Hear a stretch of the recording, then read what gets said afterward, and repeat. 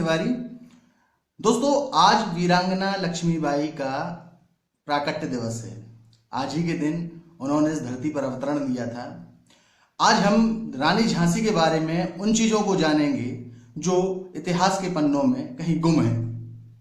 दोस्तों, जब भी रानी के शौर्य का जिक्र होता है, हमें ये बात बताई जाती है कि रानी अपने छोटे से बच्चे को पीठ पर बांधकर किले की दीवार से कूदी थी।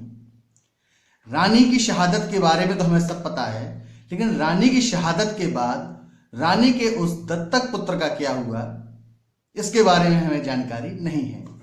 रानी के वो दत्तक पुत्र दामोदर राव और उनके वंशज किस हाल में जिए, इसके बारे में हमें कभी नहीं पढ़ाया गया, ना बताया गया।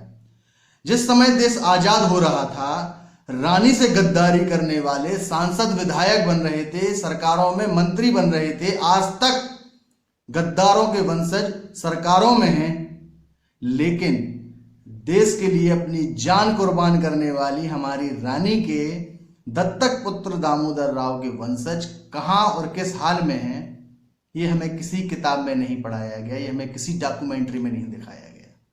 आइए आज इस विषय पर चर्चा करते हैं कि कहां रहे दामोदर राव और उनके वंशज। आज वो कहां हैं या नहीं हैं, और हैं तो किस हाल में हैं। दोस्तों, बात 2015 की है।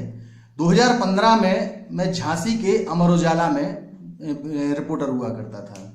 डेस्क कम रिपोर्टर, दोनों काम थे मेरे पास। तो वहाँ मेरे मन में एक जिज्ञासा आई कि रानी के वंशजों के बारे में जानूं, दामोदर राव के वंशजों के बारे में जानूं। तो वहाँ एक सीनियर जर्नलिस्ट थे, श्री मोहन नेपाली जी।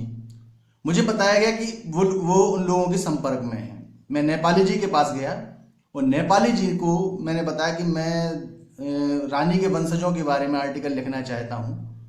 तो उन्होंने मुझे एक फ़ोन नंबर दिया। ये नंबर था, जिसका नंबर था, उनका नाम था योगेश राव। हम लोग अब उन्हें श्रीमंत योगेश राव कहते हैं, क्योंकि वो हमारी झांसी के रानी के दत्तक पुत्र दामोदर राव के वंशज हैं। वही दामोदर राव जिन्हें रानी ने अपना उत्तराधिकारी बनाया था और अंग्रेजों ने उन्हें अपना उत्तराधिकारी नहीं माना था। लेकिन जब रानी ने उन्हें अपना उत्तराधिकारी बना दिया था, तो हम तो उन्हें झांसी वाले होने के नाते अपना मानेंगे ही। तो खैर, योगेश राव जी से जो मेरी बातचीत हुई, और उसके बाद मैंने महाश्वेता देवी की किताब पढ़ी, झांसी की रानी। उसके आधार पे मैं आपको ये कहानी सुनाने जा रहा हूं कि क्या हुआ झांसी की रानी के बाद उनके वंशजों का। क्योंकि राज्य हड़पो नीति को देखते हुए झांसी के राजा गंगाधर राव और रानी लक्ष्मीबाई ने अपने पुत्र के निधन के बाद राज्य के तहसीलदार काशीनाथ हरिभाऊ के चचेरे भाई वासुदेव के पुत्र दामोदर राव को गोद ले लिया था।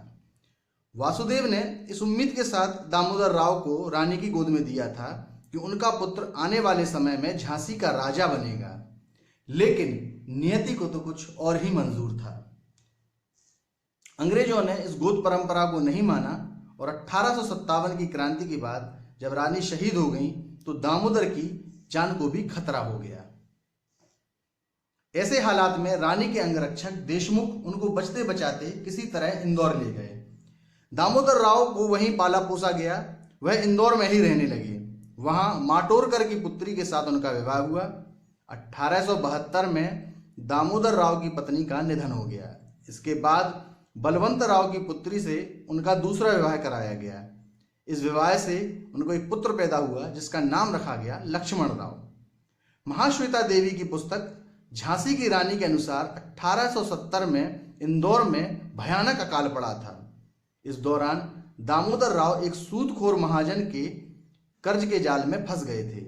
दामोदर राव ने सहायता के लिए कई लोगों से मदद मांगी, लेकिन उन्हें किसी ने मदद नहीं की। उस दौरान गवर्नर जनरल लॉर्ड नॉर्थब्रुक को इसकी जानकारी हुई। जैसे ही उनको इस बात का पता चला कि झांसी की रानी के वंशज आर्थिक तंगी के शिकार हैं, तो उन्होंने उनको मदद की पेशकश की। चूंकि नॉर्थब्रुक रानी की वीरता के कायल थे, इसलिए उन्होंने दामोदर राव को एक मुश्त 10,000 रुपये दिए, जिससे वो कर्ज मुक्त हो सकें, और 200 रुपये महीने की पेंशन बांध दी। दामोदर राव की मृत्यु के बाद उनके बेटे लक्ष्मण राव को 100 रुपये मासिक पेंशन मिलती रही। लेकिन जैसे ही देश आज़ाद हुआ, रानी के वंशजों से ये सारी सुविधाएं छीन ली गईं। रानी से गद्दारी करने वाले, मैं फिर दोहरा रहा हूं, रानी से गद्दारी करने वाले अपना किलाए बचाए रहे, अपनी संपत्ति बचाए रहे, लेकिन देश के लिए कुर्बान होने वाली रानी के वंशजों को स्वाधीनता संग्राम सेनानी का सर्टिफिकेट तक नहीं मिल पाया जिससे वो अपना जीवन यापन कर सकें। जब देश आजाद हुआ तो पेंशन जो मिलती थी वो भी बंद हो गई। के प्रपौत्र योगेश राव ने हमें बताया कि देश की आजादी के बाद उनके परिजनों को स्वतंत्रता संग्राम सेनानी आश्रित का प्रमाण पत्र भी नहीं मिला।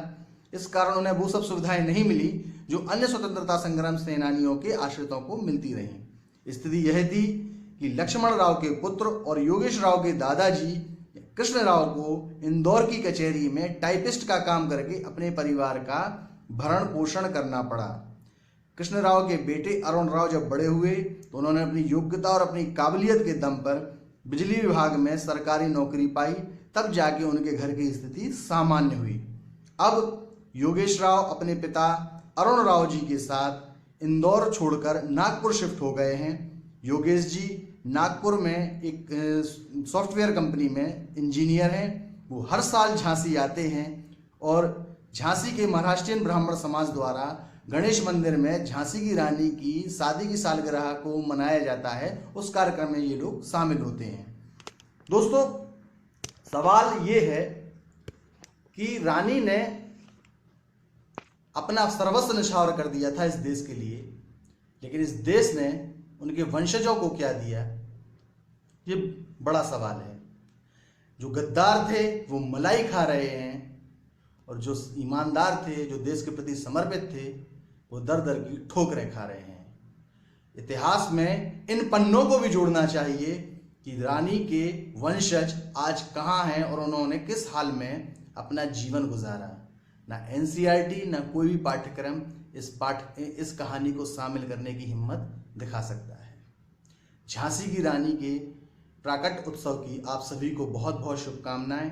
अगर आप अपने देश से प्यार करते हैं तो जाति, धर्म, मजहब, इन सब चीज़ों से ऊपर उठ के अपने देश के विकास के बारे में सोचें, उन सेनानियों के बारे में सोचें जिन लोगों ने अपना सर्वस्व न्यौछावर कर दिया ताकि आज हम आज़ादी की सांस ले सकें और उनका सम्मान कर सकें। जय हिंद, जय झांसी की रानी, जय जय बुंदेलखंड।